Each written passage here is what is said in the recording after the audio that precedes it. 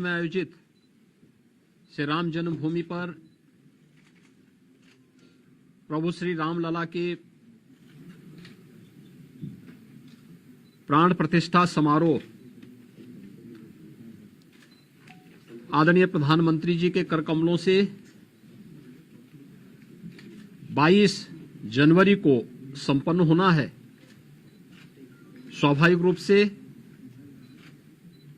संपूर्ण अयोध्या धाम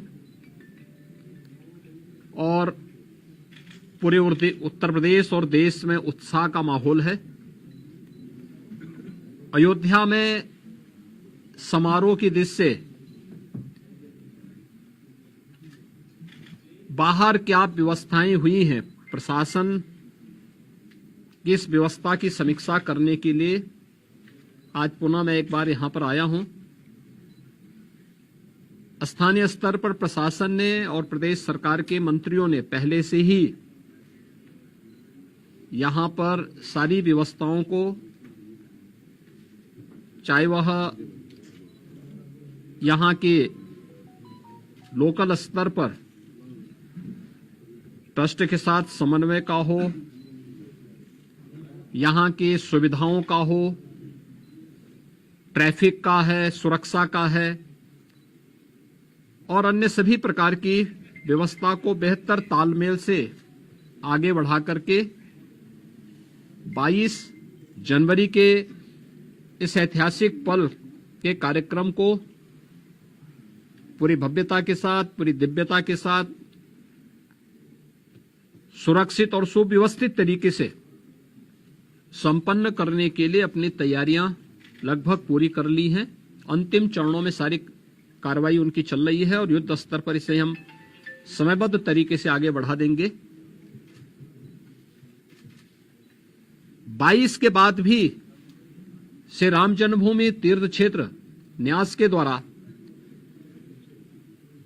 प्रभु श्री रामलला के दर्शन करने के लिए जो भी कार्य योजना तैयार होगी, इसके अनुसार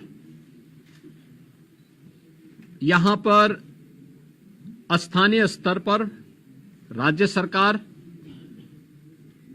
पूरा सहयोग करके आने वाले श्रद्धालुओं को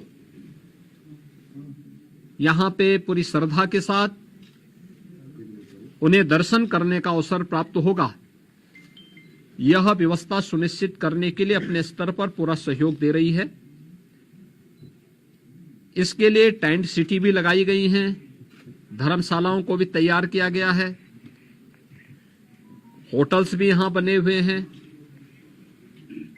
लखनऊ, वाराणसी, प्रयागराज, गोरखपुर या अन्य शहरों से यहां के आने के लिए एक बेहतर ग्रीन कॉरिडोर की व्यवस्था भी दी गई है, जिससे कहीं भी किसी को कोई दिक्कत न हो।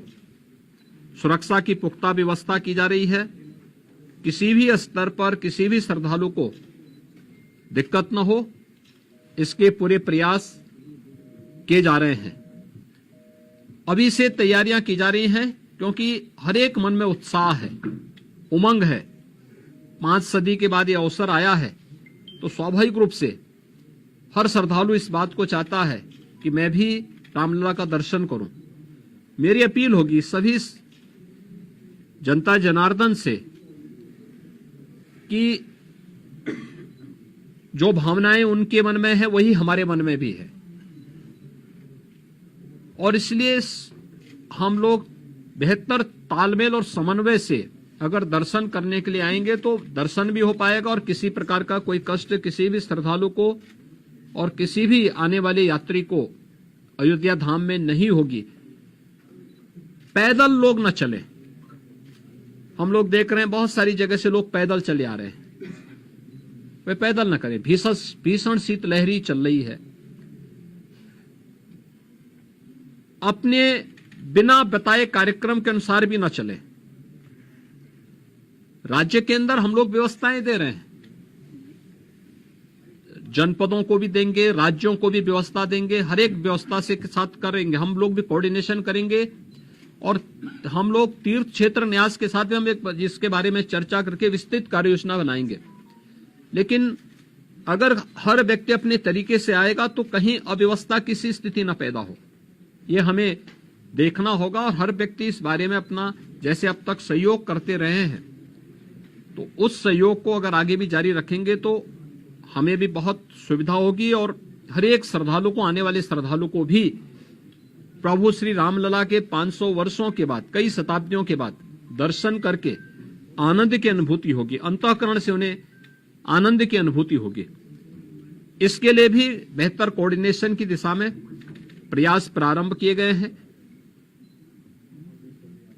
मैं पूरे विश्वास के साथ कह सकता हूं कि जैसे कार्यक्रम अब तक सभी सकुशल संपन्न हुए हैं, 22 जनवरी का कार्यक्रम भी एक ऐतिहासिक कार्यक्रम है।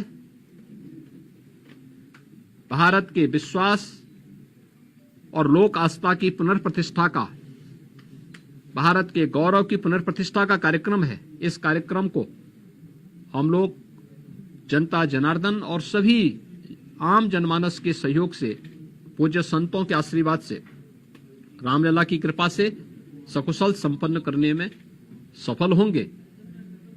आप सभी यहां पर इस भीषण शीतलहरी में हैं। मैं आप सबको भी हृदय से धन्यवाद देता हूं कि अयोध्या की पल पल की घटनाओं को, पल पल की खबरों को आप देश तक पहुंचा रहे हैं और इस अपील को भी पहुंचाएंगे कि बिना प्रोग्राम के और बिना किसी उसके अगर लोग थोड़ा सा धैर्य रख करके अपनी बारी का इंतजार करने के साथ यहां के लिए कार्यक्रम के अनुसार आएंगे तो किसी को भी असुविधा नहीं होगी। इस प्रकार की व्यवस्थाएं यहां पर की जा रही हैं और प्रदेश सरकार, स्थानीय प्रशासन इसमें भरपूर सहयोग करेगा।